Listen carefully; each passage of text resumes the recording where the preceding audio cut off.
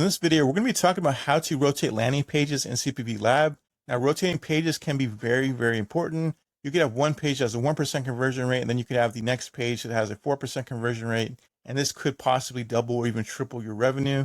So rotating pages can be very, very important. In this video, we're going to go through how to rotate pages and just kind of break this down step by step here. So we're going to click on an existing campaign. So once I click on the name, we're going to go to the campaign here. We can see all this information here is already pre-filled. If you need help on creating a campaign from scratch, there's another video that you can check out.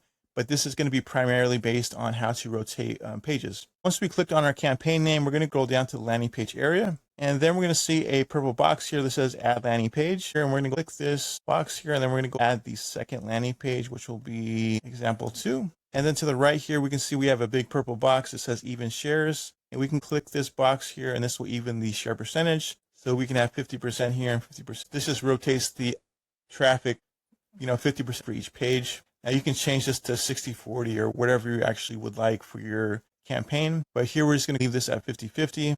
And then we're going to scroll down here and click on the Save Campaign button. Now we can scroll down, and then we can copy our campaign URL and then just paste this into the browser here. And we can see the first page here. And then when we go ahead and enter in the URL again, we will see the next page. And we can see that our offer or our page is rotating evenly very well. This just demonstrates how easy you are actually able to rotate pages with CPV Lab. Some of the other platforms can be very difficult. The complicated CPV Lab made this very, very simple. You're able to rotate pages very easily and in minimal amount of time. Now we can go back to our campaign and then click on the Open Stats button here.